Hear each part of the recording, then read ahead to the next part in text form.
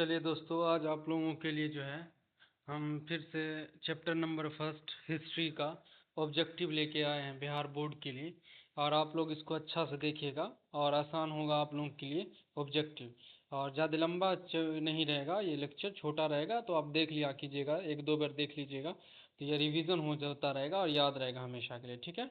और बिहार बोर्ड में आप लोग को सहूलियत भी मिलेगा। चलिए स्टार्ट करते हैं। पहला है, रक्त एवं लौह की नीति का अवलंबन किसने किया था? तो किसने किया था? Option number C, Bismarck. कौन किया था? बिस्मार्क।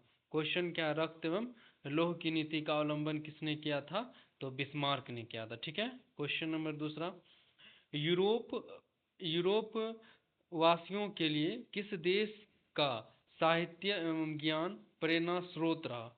मतलब यूरोप वासियों के लिए किस देश का क्या साहित्य साहित्य एवं ज्ञान प्रेरणा स्रोत रहा? तो दो का ऑप्शन क्या हो जाएगा? डी, यूनान के लिए। किसके लिए? यूनान के लिए। उसके बाद है, फ्रैंकफर्ट की संधि कब हुई थी? तो तीन का आंसर क्या हो जाएगा? तीन का ए हो जाएगा, 1871 में। कौन सा? फ्रैंकफर्ट की संधि कब हुई थी? तो 1871 में, ठीक है। उसके बाद अगला क्वेश्चन है, किस युद्ध के बाद जर्मनी का एकीकरण, किसका एकीकरण? जर्मनी का एकीकरण पूरा हुआ था? तो चार का आंसर क्या हो जाएगा? बी, सीडोन का युद्ध। कहाँ का युद्ध?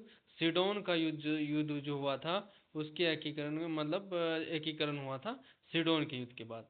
अगला क्वेश्चन है, यंग यूरोप की स्थापना किसने की थी? तो पांच का आंसर क्या हो जाएगा?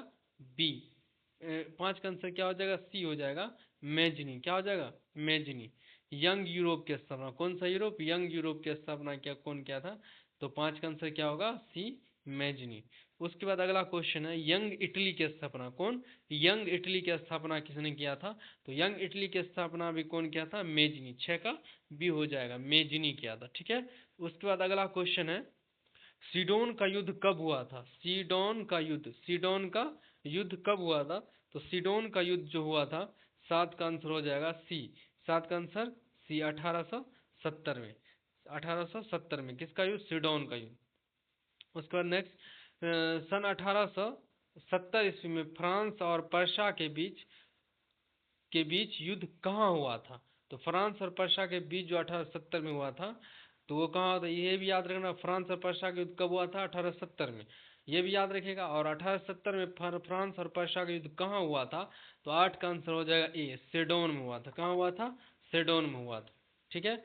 अगला नेक्स्ट क्वेश्चन है, वियना सम्मेलन किस वर्ष हुआ था? क्वेश्चन अच्छा है, बहुत प्यारा क्वेश्चन है। वियना सम्मेलन किस वर्ष हुआ था? तो वियना सम्मेलन जो हुआ था बाबू, ये ऑप्शन हो जाएगा 1815 में। वियना सम्मेलन कब हुआ था? 1815 में हुआ था। और सर नेक्स्ट क्वेश्चन, वियना किस देश की राजधानी? बहुत अच्छा क्वेश्चन है। वियना किस देश की राजधानी है? तो वियना किसकी राजधानी है? 10 का सी हो जाएगा, ऑस्ट्रिया की। कहाँ की राजधानी है वियना? ऑस्ट्रिया की राजधानी। ये सब ऑब्जेक्टिव को आप लोग याद रखेगा, आप लोग की आसानी होगा और बहुत फायदेमंद होगा। उसके बाद है 11वां क्वेश्चन, क्रीमिया का युद्ध किस वर्ष हुआ? तो क्रीमिया का वो युद्ध कब हुआ था? Option number B, option number B, Crimea का युद्ध कब हुआ था? तो 11 क्या हो जाएगा? बी, 1853 में। क्रीमिया का युद्ध कब हुआ था? 1853 में। उसके बाद है, राष्ट्रीय अवधारणा का जन्म किस घटना से माना जाता है? तो इसका आंसर 12 का क्या हो जाएगा? डी, फ्रांस की क्रांति। कौन सी क्रांति? फ्रांस की क्रांति के बाद राष्ट्रीय अवधारणा का जन्म का घटना माना जाता है, ठीक है। अगला क्वेश्चन है, नेपोलियन संहिता किस वर्ष लागू की गई? तो नेपोलियन संहिता किस वर्ष लागू की गई? 13 हो जाएगा डी, 1804 में। कब हुआ? 1804 में, ठीक है। उसके बाद अगला क्वेश्चन है, वियना सम्मेलन कांग्रेस का अध्यक्ष, क्या पूछ रहा है? अध्यक्ष कौन था? तो अध्यक्ष कौन था 14 का? 14 हो जाएगा डी, मेटरनिक। कौन था? मेटरनिक था, ठीक है। उसके बाद मेटरनिक व्यवस्था का उद्देश्य क्या था? मतलब मेटरनिक व्यवस्था जो था उसका उद्देश्य क्या था? तो उसका उद्देश्य क्या था? 15 का सी, पुरातन पुरातन व्यवस्था की पुनर्स्थापना करना, ठीक है। उसके बाद अगला क्वेश्चन है, काउंट काबूर की मृत्यु किस वर्ष हुई? काउंट काबूर की मृत्यु किस वर्ष हुई? तो काउंट काबूर का मृत्यु कब हुआ था? 16 का बी, 1861 में, 1861 में हुआ था। ठीक है। उसका नेक्स्ट क्वेश्चन, इटली और जर्मनी का एकीकरण विरोधी कौन था? मतलब इटली और जर्मनी के एकीकरण का विरोधी कौन था? ठीक है। तो 17 नंबर का आंसर क्या हो जाएगा? ए, ऑस्ट्रिया। क्या था? ऑस्ट्रिया था। इसका आंसर क्या हो जाएगा? ऑस्ट्रिया। उसके बाद अगला क्वेश्चन, लाल कुर्ती का गठन, लाल कुर्ती का गठन किसने किया था? तो लाल कुर्ती का गठन कौन किया था? 18 का आंसर हो जाएगा सी, गैरीबाल्डी। गैरीबाल्डी ने लाल कुर्ती का गठन किया था। उसके बाद जर्मनी का एकीकरण, जर्मनी का एकीकरण हुआ, तो जर्मनी का एकीकरण पूर्ण रूप से हुआ, पूर्ण रूप से किस वर्ष में हुआ था? तो 19 का आंसर क्या हो जाएगा? डी, 1871 में, 1871 में। उसके बाद अगला क्वेश्चन है, जाल वेराइन संघ की स्थापना, जाल वेराइन शब्द संघ की स्थापना किस वर्ष हुआ था? तो किस वर्ष हुआ था 20 का? तो 20 का हो जाएगा सी, 1834 में, 1834 में हुआ था। अगला क्वेश्चन, गॉस्टिन की संधि किस वर्ष हुई थी? तो गॉस्टिन की संधि किस वर्ष हुआ था? बी, 1865 में, 1865 में हुआ था। उसके बाद अगला क्वेश्चन है, यूरोप सभ्यता का पालना किसे कहा जाता है? यूरोप सभ्यता का पालना किसे कहा जाता है? तो 22 का आंसर क्या हो जाएगा? डी, यूनान को। किसको कहा जाता है? यूनान को कहा जाता है। उसके बाद अगला क्वेश्चन, एड्रियानोपुल की संधि, एड्रियानोपुल की संधि किस वर्ष हुई थी? तो 23 का आंसर क्या हो जाएगा? ए, 1829 में। कब हुआ था? एड्रियानोपुल की संधि क्या हुआ था? 1829 में। ठीक है। उसका अगला क्वेश्चन है, सिडोन का युद्ध किन के बीच हुआ था? सिडोन का युद्ध किन के बीच हुआ था? तो सिडोन का युद्ध किन के बीच हुआ था? 24 का आंसर डी, फ्रांस और पर्शिया के बीच, फ्रांस और पर्शिया के बीच। अच्छा, आप लोग को बताना है सिडोन का, बताना है सिडोन का, सिडोन का युद्ध कब हुआ था? क्या बताना है? कब हुआ था, ये आप लोग को बताना है। ठीक है, कमेंट बॉक्स में। चलिए नेक्स्ट क्वेश्चन, नेक्स्ट क्वेश्चन है, किस वर्ष यूनान को एक स्वतंत्र राष्ट्र घोषित किया गया? यूनान को एक स्वतंत्र राष्ट्र कब घोषित किया गया? तो यूनान को एक स्वतंत्र राष्ट्र कब किया गया? 25 का हो जाएगा बी, 1832 में। कब किया गया? 1832 में किया गया। ठीक है। उसका अगला क्वेश्चन है, किस संधि द्वारा जर्मनी का एकीकरण पूरा हुआ था? किस संधि द्वारा किसका एकीकरण? जर्मनी का एकीकरण, जर्मनी का एकीकरण पूरा हुआ था। तो 26 का आंसर क्या हो जाएगा? डी, फ्रैंकफर्ट की संधि। कौन सी संधि? फ्रैंकफर्ट की संधि। नेक्स्ट क्वेश्चन है आप लोगों के लिए, हंगरी की राजधानी, कहाँ की राजधानी? हंगरी की राजधानी कहाँ है? हंगरी की राजधानी कहाँ है? तो हंगरी की राजधानी है सी, पर्शा। कहाँ पास है? पर्शा में। ठीक है।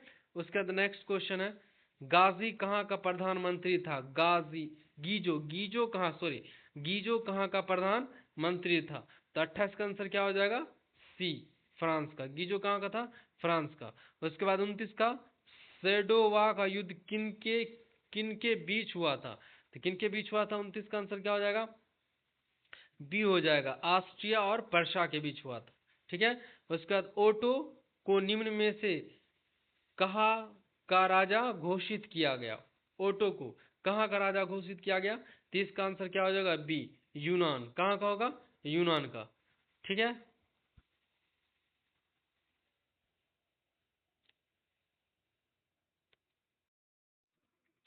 उसके बाद 31, यंग यूरोप की स्थापना किसने की थी? यंग यूरोप की स्थापना, तो ये तो पीछे भी हम पढ़ा चुके हैं। 31 का आंसर क्या हो जाएगा?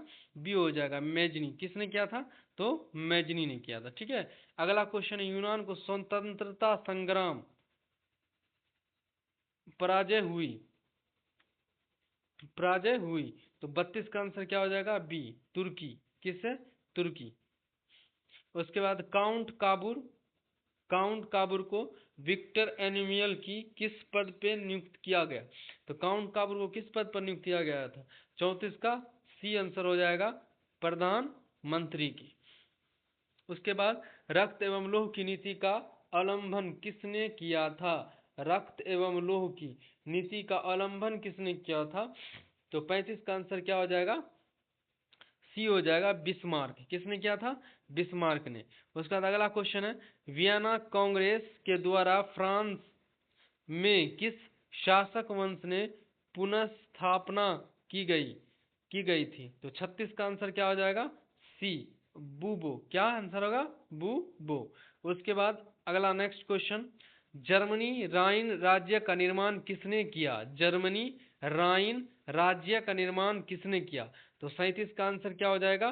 B, Napoleon Bonaparte. Napoleon Bonaparte. उसके बाद मारी ऑन किस देश के राष्ट्रीयवाद की का प्रतीक है? मारी ऑन किस देश के राष्ट्रीयवाद का प्रतीक है?